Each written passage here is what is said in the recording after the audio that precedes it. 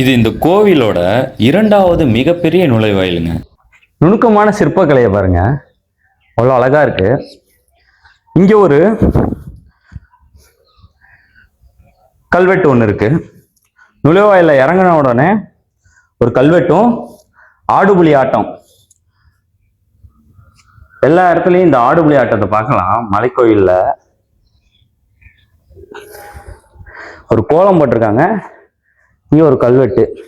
இந்த மலைக்கோயிலோட மேல் தளத்துலேருந்து பார்த்தீங்கன்னா இங்கிருந்து திருச்சி மலைக்கோட்டையும் ஸ்ரீரங்கம் ராஜகோபுரமும் தெரியுங்க. இந்த மலைக்கோயிலிருந்து பார்த்தீங்கன்னா நம்ம திருச்சி மலைக்கோட்டை தெரியுங்க. அங்கே தெரியுது பாருங்க, நம்ம திருச்சி உச்சி பிள்ளையார் கோவில். அங்கே ஒரு மலை இருக்கு, அது பொன்மலை. இந்த நுழைவாயில் தான் இந்த கோவிலோட மூன்றாவது நுழைவாயில். செம்பியன் வேதி வேளான் அவரால் இந்த கோவிலோட விமான பகுதி அமைக்கப்பட்டிருக்கு. அதோட கல்வெட்டும் இந்த கோவில்ல இருக்கு. இங்க வர உள்ள என்ட்ரி ஆகும் போது, உள்ள நுழையும் போதே இங்க ஒரு அழகான நந்தி சிற்பம், ஒரு மாடோட சிற்பத்தை பாருங்க. நுழைவாயில்ல மேல் பகுதியிலேயே ஒரு மாடோட சிற்பம், இரண்டு பக்கமும் இருக்கு.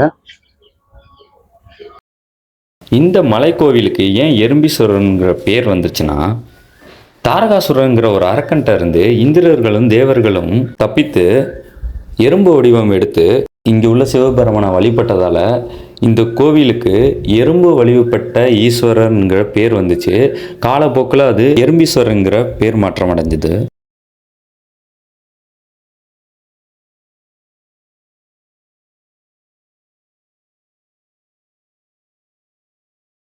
இந்த திருவெறும்பூர் மலைக்கோவில் சோழர்கள் காலத்தில் வெறும் கோவிலாக மட்டுமே இல்லைங்க, இந்த மலைக்கோவில் மிகப்பெரிய கோட்டையாகவும் பயன்படுத்தியிருக்காங்க. இந்த நந்தி மண்டபத்துக்கு பின்புறம் பார்த்தீங்கன்னா அப்படியே இங்கே ஒரு நுழைவாயில் இருக்குங்க.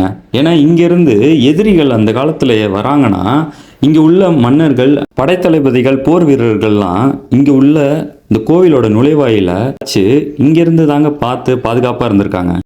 இந்த கோவில் முழுவதும் முழுக்க நம்ம சோழர்களோட கட்டிடக்கலையில் தாங்க இருக்குது.